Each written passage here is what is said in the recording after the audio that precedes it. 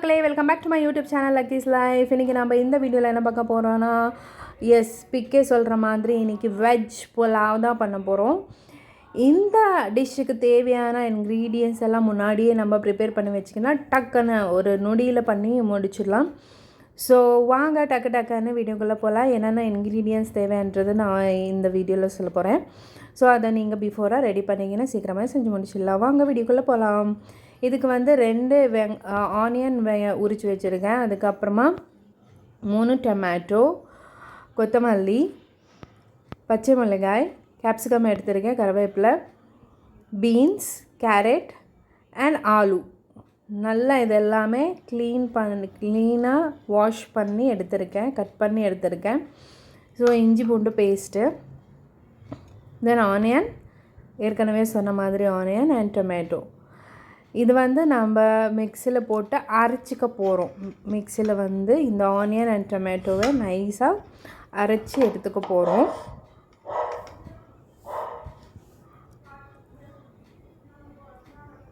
அதுக்கப்புறமா as well as கொஞ்சமாக தண்ணி சேர்த்துக்கணும். இதோ பேஸ்ட்டு ரெடி ஆகிடுச்சு, ஆனியன் பேஸ்ட். அதுக்கப்புறமா தக்காளி சேர்த்து அரைச்சிக்க போகிறோம். சில பேர் தக்காளியில் இருக்கிற ஜூஸெல்லாம் எடுத்துகிட்டு அரைப்பாங்க, ஆனால் நான் அப்படியே போட்டு அரைக்கிறேன். ஸோ நல்லா நைஸாக டொமேட்டோ கூட அரைச்சி எடுத்துக்கலாம். ஸோ அரைச்சி எடுத்தாச்சு.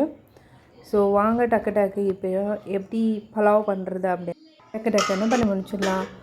ஸோ இதுக்கு இன்க்ரீடியன்ட்ஸ் ஃப்ளேவருக்காக சேர்க்க வேண்டியது சக்கை, லவங்க, அனானாஸ் பூ, ஏலக்காய், சோம்பு, அதுக்கப்புறமா கிராம்பு மாதிரி இருக்கும்.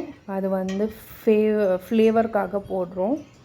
ஸோ இந்த குழம்பு கரண்டியில், சின்ன குழம்பு கரண்டியில் நான் 3 டேபிள் ஸ்பூன் ஆஃப் குழம்பு கரண்டியில் ஆயிலை எடுத்திருக்கேன். ஆயிலை எடுத்து நல்லா காய்ச்சிக்கணும், நல்லா சூடு பண்ணிக்கோங்க. நான் வந்து ஒரு குக்கர் எடுத்திருக்கேன்.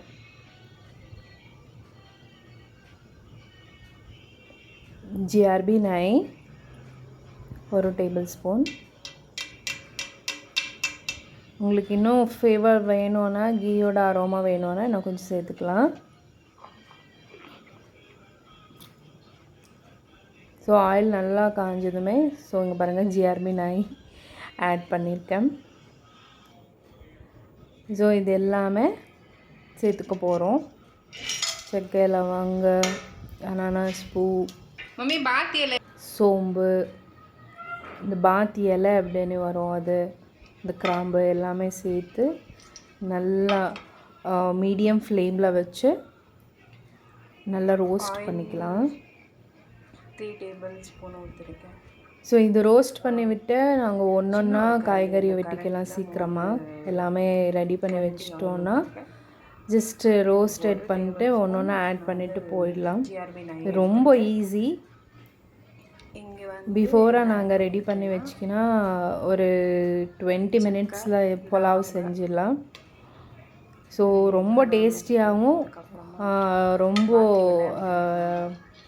என்ன சொல்கிறது, எல்லோரும் விரும்பி சாப்பிட்ற மாதிரியான ஒரு டிஷ்ஷாக இருக்கும் இது.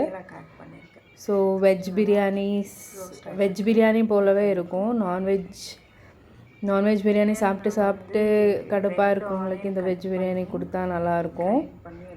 ஸோ நான் 2 ஆனியனை கட் பண்ணி எடுத்து அரைச்சி எடுத்துருக்கேன். அது வந்து ஆட் பண்ணிக்க போகிறேன். நான் வந்து ஃபுல் சிம்மில் வச்சுருக்கேன். ஃபஸ்ட் ஆனியன் போட்டப்போ சிம்மில் வச்சு இது நல்லா ரோஸ்ட் ஆகணும். நம்ம ஆனியனை எந்த அளவுக்கு ஆயிலில் வச்சு லோ ஃப்ளேமில் ரோஸ்ட் பண்ணுறோமோ, ஆயில் ரோஸ்ட் பண்ணுறோமோ அந்த அளவுக்கு நம்மளுக்கு டேஸ்ட் கொடுக்கும். இப்போ நான் வந்து அரைச்சி எடுத்துருக்கேன். நீங்கள் வந்து அப்படியே ஸ்லைஸாக கட் பண்ணி கூட நீங்கள் போட்டுக்கலாம். ஆனால் நல்லா வதங்கணும். ஸோ எந்த அளவுக்கு நீங்கள் கட் பண்ணி போட்ட ஆனியனை லோ ஃப்ளேமில் நல்லா வதக்குறீங்களோ அந்த அளவுக்கு உங்களுக்கு டேஸ்ட் நல்லாவே கொடுக்கும். ஸோ இதை பாருங்கள், இந்த அளவுக்கு கோல்டன் கலரில் வர வரைக்கும் நம்ம நல்லா அதை ரோஸ்ட் பண்ணிக்கணும். இஞ்சி பூண்டு பேஸ்ட் போட போகிறோம். நான் இங்கே வந்து 1.5 டேபிள் ஸ்பூன் ஆஃப் இஞ்சி பூண்டு பேஸ்ட்டு வீட்லேயே செஞ்சது ஆட் பண்ணிக்கலாம். ஆட் பண்ணதுக்கப்புறம் நல்லா அது கூட இஞ்சி பூண்டு பேஸ்ட் கூட நல்லா ரோஸ்ட் ஆகணும். அந்த பச்சை ஸ்மெல் அப்படின்னு சொல்லுவாங்க இல்லைங்களா, அந்த பச்சை ஸ்மெல்லெல்லாம் போகிற வரைக்கும் நல்லா அப்படியே வதக்கிட்டே இருக்கணும் லோ ஃப்ளேமில். இது தாங்க கொஞ்சம் டைம் பிடிக்கும். இந்த வதக்கிறது தான் கொஞ்சம் டைம் பிடிக்கும். ஆனியன் ஆகட்டும் இல்லை இந்த இஞ்சி பூண்டு பேஸ்ட் ஆகட்டும், அந்த பச்சை வாசனைலாம் போகிற வரைக்கும் நல்லா வதக்கிட்டோன்னு வச்சுக்கோங்களேன், டக்குன்னு முடிச்சிடலாம். ஸோ இந்த ப்ராசஸ் தான் கொஞ்சம் டிலே ஆகும். ஸோ நல்லா வதக்கியாச்சு. ஸோ உங்களுக்கு சீக்கிரமாகவே வதங்கணுன்னா கொஞ்சம் சால்ட் ஆட் பண்ணிக்கலாம். நான் இங்கே பாருங்கள் onion and ginger garlic paste எல்லாமே போட்டு கொஞ்சமாக சால்ட் போட்டு இன்னும் நல்லா வதக்கிக்கிறேன். ஸோ அடி பிடிக்காமல் நல்லா வதங்கணும்.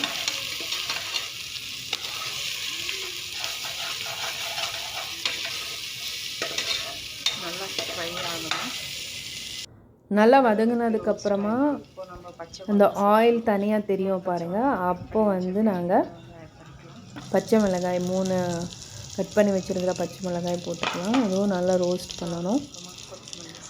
அதுக்கப்புறமா கொத்தமல்லி 1 கைப்பிடி அளவு. நான் கருவேப்பிலை போட்டுக்கிறேன். எங்கள் வீட்டில் எல்லோரும் கருவேப்பிலை நல்லாவே சாப்பிடுவாங்க. அதனால் எந்த டிஷ்லேயும் ஸ்கிப் பண்ணாமல் நாங்கள் கருவேப்பிலை சேர்த்துக்கிறோம். ஸோ இந்த வெஜிடபிள் பலாவ் கூட நம்ம கருவேப்பிலை சேர்த்துக்கலாம். சேர்த்தாச்சு. இப்போ நல்லா வதக்கணும். இது சீக்கிரமாகவே வதங்கிடும். ஆக்சுவலாக சொல்லணும்னா இந்த கருவேப்பிலை, பச்சை மிளகாய் அண்டு கொத்தமல்லி கூட எல்லாமே சேர்த்து நல்லா சீக்கிரமே வதங்கிடும். இது வதங்கியிருக்கு. அதுக்கப்புறமா நம்ம அரைச்சி எடுத்த தக்காளியை வந்து அந்த தக்காளி ஆட் பண்ணிக்கலாம். தக்காளி ஆட் பண்ணிவிட்டு நல்லா அதுவும் ரோஸ்ட் ஆகணும். அந்த பச்சை ஸ்மெல்லாம் போய் ஆயில் தனியாகவும் கிரேவி தனியாகவும் நம்மளுக்கு தெரியணும். அந்த அளவுக்கு ஆயிலில் ஃப்ரை பண்ணிக்கலாம். ஸோ இதை பண்ணும்போதே நம்ம வெஜிடபிளில் வந்து கட் பண்ணி வாஷ் பண்ணிட்டு எடுத்து வச்சிடலாம். ஸ்டவ்லேயே இருந்து எல்லாமே இதெல்லாம் ஃப்ரை பண்ணிவிட்டு கூட நம்ம டக்குன்னு வெஜிடபிள் எல்லாம் கட் பண்ணி எடுத்துடலாம். ஏன்னா அந்தளவுக்கு டைம் பிடிக்குது. ஸோ அப்போவே நம்ம கட் பண்ணி உடனே எடுத்துடலாம். ஸோ நான் பிஃபோராகவே பண்ணி எடுத்துட்டேன். ஸோ இந்த அளவுக்கு பாருங்கள் நல்லா வந்து ஃப்ரை ஆகி ஆயில் தனியாகவும் அந்த டொமேட்டோ தொக்கு தனியாகவும் செப்பரேட்டாக தெரியுது. அப்போ இருக்கும்போது உங்களுக்கு எந்த காய்கறி பிடிக்குமோ அந்த காய்கறியை இதில் ஆட் பண்ணிக்கலாம். பிடிக்காத காய்கறிங்க ஸ்கிப் பண்ணலான்னா பண்ணிடலாம்.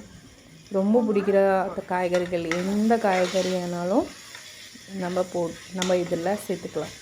நான் வந்து capsicum, carrot, beans and potato எடுத்திருக்கேன்.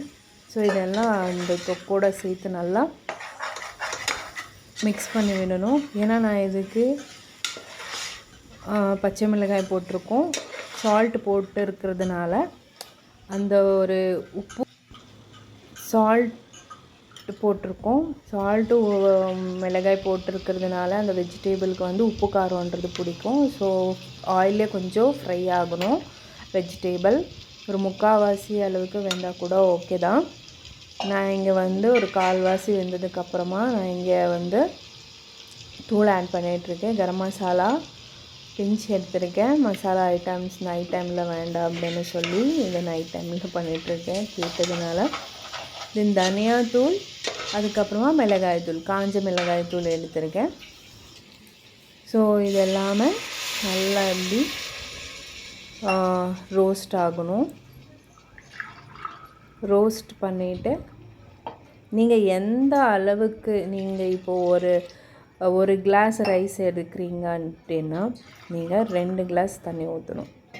ஸோ எந்த கிளாஸில் வந்து நீங்கள் ரைஸ் எடுக்கிறீங்களோ, நான் இங்கே பாருங்கள் இந்த கிளாஸில் வந்து ரைஸ் எடுத்திருக்கேன். ஸோ ரைஸ் எடுத்து அந்த கிளாஸோட 2 மடங்கு தண்ணி சேர்த்துட்ருக்கேன். ஸோ தண்ணியெல்லாம் சேர்த்து இந்த ஸ்டேஜில் நல்லா கலக்கி விட்டு, ஸோ ஏற்கனவே நான் ஊற வச்சுருக்கேன் ரைஸு கூட. ஸோ அதனால் நான் 2 விசில் வைக்க போகிறேன். நீங்கள் ஊற வைக்கல அப்படின்னு இப்போ தான் கழுவிட்டு வாஷ் பண்ணிட்டு போடுறீங்க அப்படின்னா 3 விசில் வச்சா ரைஸ் நல்லா வேகும். ஊற வச்சுருக்கேன்னா 2 விசில் வைக்கணும். ஸோ இங்கே வந்து நான் அந்த கிளாஸோட மெஷர்மெண்ட்டில் நான் வந்து 2 கிளாஸ் அரிசி எடுத்திருக்கேன். 2 கிளாஸ் அரிசிக்கு நான் 4 கிளாஸ் ஆஃப் வாட்டர் சேர்த்துருக்கேன். ஸோ ஒரு கிளாஸ் அரிசிக்கு 2 கிளாஸ் தண்ணி சேர்க்கணும்.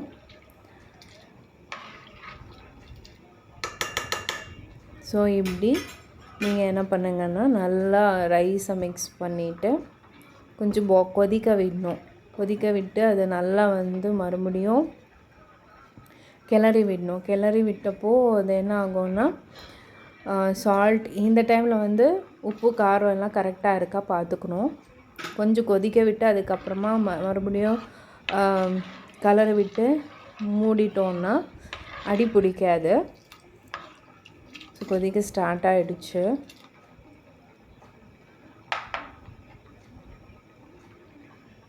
செம்ம டேஸ்ட்டாக இருக்கும். இன் பிட்வீனில் கூட தக்காளி சேர்த்ததுக்கப்புறமா சில பேர் வந்து டேஸ்ட்டை இன்னும் அதிகரிக்கணுன்னா தயிர் சேர்த்துப்பாங்க. அண்ட் தென் லாஸ்ட்டில் இப்போ லிட் மூடும்போது கூட கொஞ்சம் புளிப்பு சத்தம் தேவை அப்படின்னு சொன்னாங்கன்னா எலுமிச்சைக்காய் கூட அந்த ஜூஸ் கூட போட்டுப்பாங்க. நான் வந்து அது எதுவுமே போடாமல் பண்ணுறேன். ஸ்பைசஸும் கொஞ்சம் கம்மியாக இருக்குது. ஸோ அந்தாங்க 2 விசில் அந்த கிளறி விட்டுட்டு 2 விசில் வர வரைக்கும் வெயிட் பண்ணி எடுத்துருக்கேன். பாருங்கள், கீழே வந்து அடி பிடிக்கலை.